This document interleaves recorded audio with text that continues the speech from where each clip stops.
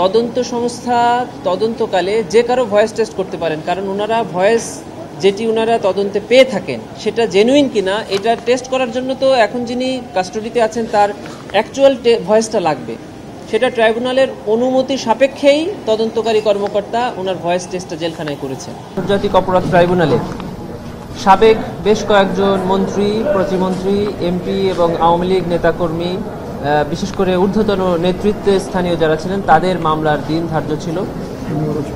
তাদেরকে আজকে ট্রাইব্যুনালে হাজির করা হয়েছিল।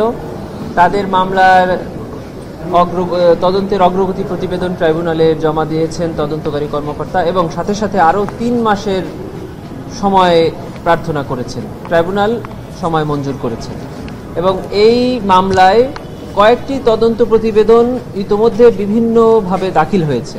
সেগুলো ফর্মাল চার্জের মাধ্যমে ট্রাইব্যুনালে অলরেডি বিচারের জন্য প্লেস করা হয়েছে। আরও বেশ কয়েকটি মামলা ছিল, নরসিংদীর উত্তরা, তারপরে ইকরাম হত্যাকাণ্ড সহ বেশ কয়েকটি মামলা ট্রাইব্যুনালে নির্ধারিত তারিখ ছিল। প্রত্যেকটাতেই প্রসিকিউশনের পক্ষ থেকে সময় প্রার্থনা করা হয়েছে এবং মাননীয় ট্রাইব্যুনাল সময়ের আবেদন মঞ্জুর করে বিভিন্ন তারিখ নির্ধারণ করেছেন পরবর্তীতে তদন্ত প্রতিবেদন দাখিলের জন্য। এই ৪৫ জন আসামির মধ্যে অলরেডি কয়েকজনের বিরুদ্ধে সেপারেট তদন্ত প্রতিবেদন দাখিল হয়েছে। আমরা মৌখিকভাবে তাদেরকে এই মামলা থেকে অব্যাহতিও চেয়েছিলাম, যেহেতু তার নামে তদন্ত প্রতিবেদন দাখিলের মাধ্যমে সেপারেট মামলা চলমান হয়েছে। এরকম ভাবেই হবে, প্রত্যেকের জন্যই আলাদা আলাদা ভাবে অথবা গ্রুপ করে করে তদন্ত প্রতিবেদন দাখিল হবে বলে কোর্টের অনুমতি নিয়ে একটা অভিযোগ করেছে। এই অভিযোগের জবাব আপনারা কি দিয়েছেন? ওনার কণ্ঠস্বর পরীক্ষা দিয়ে? না, এটা কোনো অভিযোগ না, এটা ট্রাইব্যুনালের একটি প্রসিডিংস। ট্রাইব্যুনালের একটি আদেশ নিয়ে তদন্ত সংস্থা জেলখানাতে ওনার ভয়েস টেস্ট করেছেন, ভয়েসের একটা স্যাম্পল নিয়েছেন। এটা একটা আইনগত কাজ করেছেন, এটা কোনো অভিযোগের বিষয় না।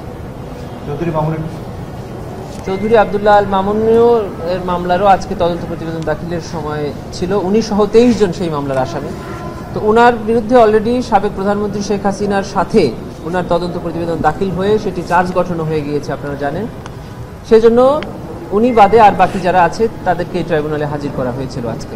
তাদের বিরুদ্ধে জুলাই গণহত্যার অভিযোগে যে অভিযোগ আনা হয়েছে সেখানে একটা হতে পারে, একাধিক হতে পারে। এই মিস কেসে তাদের তদন্তকে ফ্যাসিলিটেট করার জন্য এইসব মিস কেসগুলো আমরা ফাইল করি, তাদেরকে গ্রেফতার করার জন্য। তাদেরকে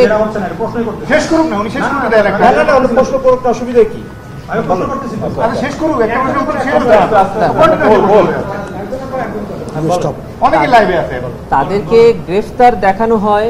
মিস কেসের কাজটা কি আসলে আপনার জানতে হবে যে তদন্ত কার্যক্রম চলমান অবস্থায় তদন্তকারী কর্মকর্তা যদি কখনো মনে হয় যে কাউকে এই মামলায় গ্রেফতার দেখানো দরকার অথবা গ্রেফতার করার দরকার অথবা গ্রেফতারকৃত আসামিকে জিজ্ঞাসাবাদ করা দরকার অথবা কোনো একটা এলাকাতে সার্চ বা সিজিং এর পারমিশন দরকার, এ জাতীয় কোনো অনুমতির দরকার হলে তখন ট্রাইব্যুনালে অ্যাপ্লিকেশনের মাধ্যমে মিস কেস ফাইল করা হয়।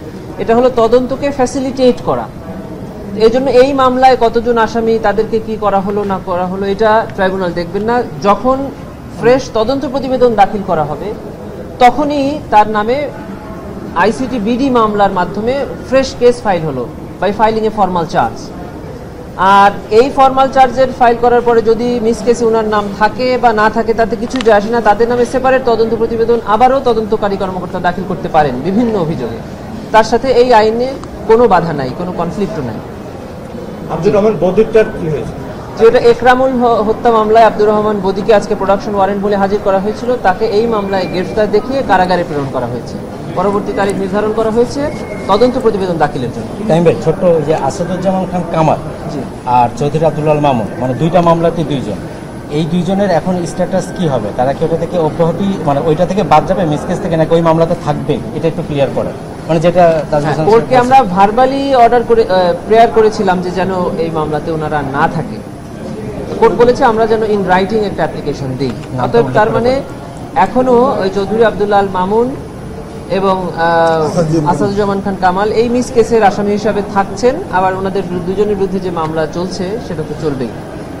আর আরও একটি মামলা ছিল যেটা 23 জন সাবেক পুলিশ কর্মকর্তার বিরুদ্ধে, সেটিরও আজকে দিন ধার্য ছিল। তাদেরকেও ট্রাইব্যুনালে হাজির করা হয়েছিল। তাদের মামলার তদন্ত প্রতিবেদন দাখিল করার জন্য আমরা সময় চেয়েছি, সময় আবেদন মঞ্জুর হয়েছে। যেমন এর মধ্যে আশুলিয়ার মামলায় বিশেষ করে 4 জন আসামির বিরুদ্ধে অলরেডি তদন্ত প্রতিবেদন আমাদের হাতে এসেছে এবং ফরমাল চার্জ দাখিলের মাধ্যমে মামলাও পরিচালিত হচ্ছে।